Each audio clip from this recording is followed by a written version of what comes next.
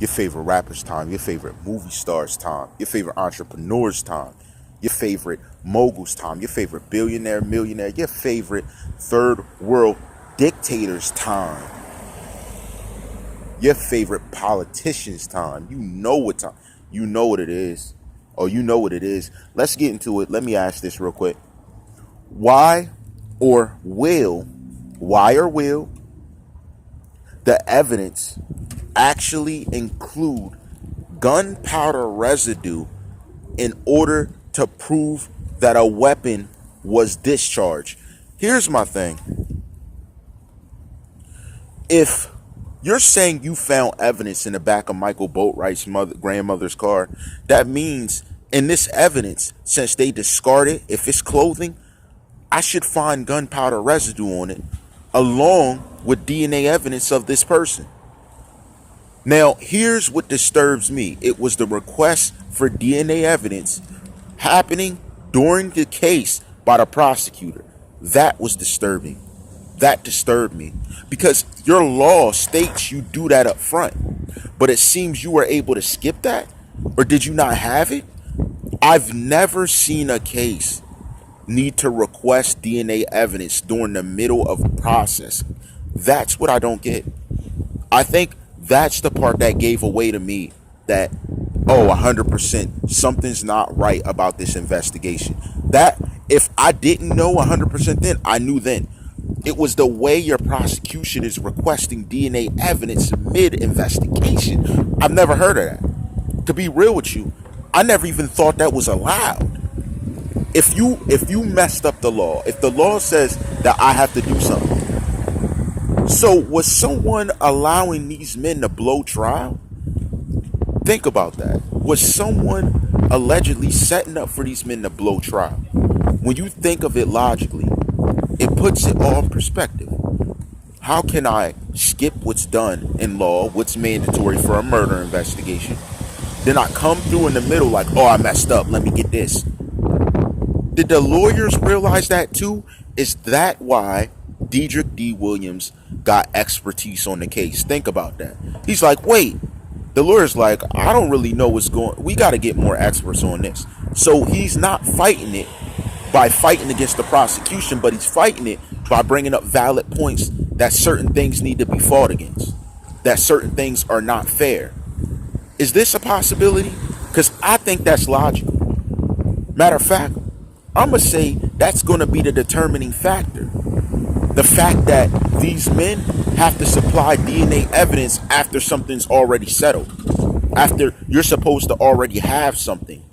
It's like them doubling back, charging someone with murder, like, oh no, we got to charge this person. You already charged someone with murder. So how are you going to charge another person who actually did it when you made the mistake of charging someone? See, this is what I'm saying. This is why you cannot take what law says as law. You get what I'm saying? They're human beings. Your mistakes, they're costly. You use taxpayer money to pay these guys tens of hundreds of thousands of dollars, and they can't even get their stuff right. And then they get a pat on the back or a raise because no, that's not how it works. You mess the case up, you take it. You take that on your entire resume. The same way you place crimes on other people, you take it on your resume. Don't sit back and try and double back over it like, I made a, nah.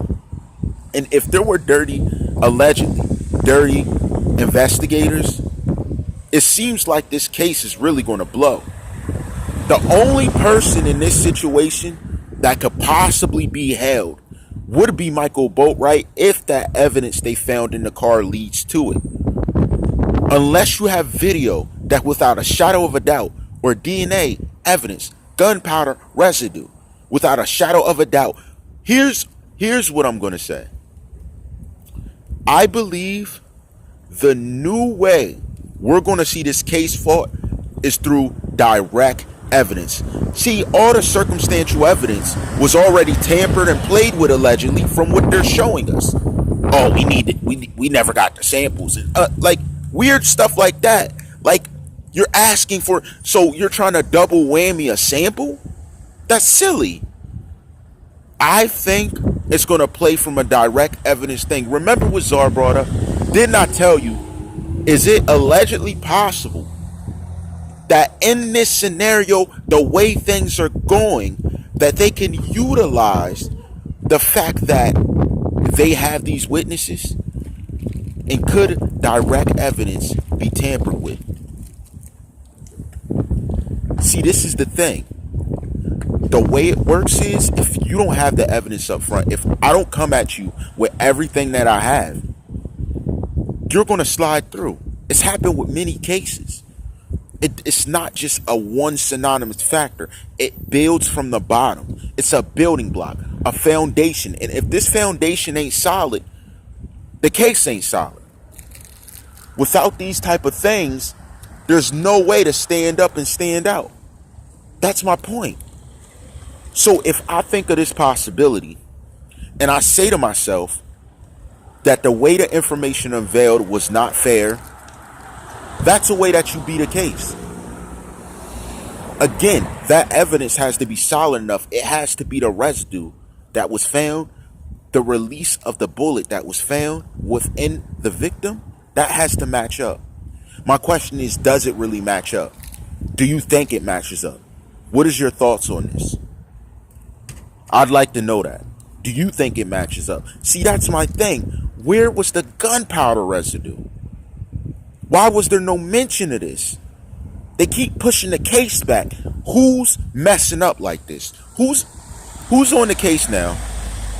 What's his name? I know who was, but I'm presuming that's who was found to be guilty of some stuff. But if it's not, correct me. Who's on the case now? What are you doing? No, I'm talking to you. What are you doing, dummy? Are you that stupid? Last time I checked, you had about like 8-10 years. Are you that dumb? Do we need to revisit all your cases? Because you're so stupid? You don't know what your own law is? But you want to stop people and do different things like harass and stuff. Listen, if you play around the law, life's going to play around you. Doesn't make sense now? You'll know what it means later. You'll find out what it means. Ain't nobody playing with y'all. You want to play around. You're wasting taxpayer money for being a dimwit. Stooge. What are you doing? Somebody slapped it. One of you sit him at his desk. Let the whole force walk around slapping his head. Because he's stupid. You're just dumb. Who raised you? Who raised you for real? Who taught you how to do what you do? Go slap your mentor. What was that? What are you doing? That's how you do it? That's how you do an investigation. No. Dummy. You didn't start at their homes? Oh my gosh. I did not think someone within law that had so much time could be so stupid. You're the epitome of dummy. You're the new joke of the force. I'm not going to say your real name, but whenever they start talking about stuff, oh, he did a Charles. That's what it is. You made a legacy. You're the new epitome of stupid in the force. Everybody should take turns just slapping your head off. You're just so stupid. You're about to let these guys blow try. You're just dumb. Now, these direct witnesses coming in, it can be argued that they're allegedly tampered with because they were in certain places. I didn't see them on the video. Your video evidence better be good. Oh, that evidence better be good. If that evidence is not pristine, do you know that these men walk? No. Do you know if this evidence is not pristine, that you give an argument to the lawyer on how you even collected the evidence, dummy? Because you didn't do it. Man, listen. Those alleged investigators that are claimed to be funny style, they get the time these men don't. They get 25 to life like these men because they played along with it. Crabs. All rights reserved.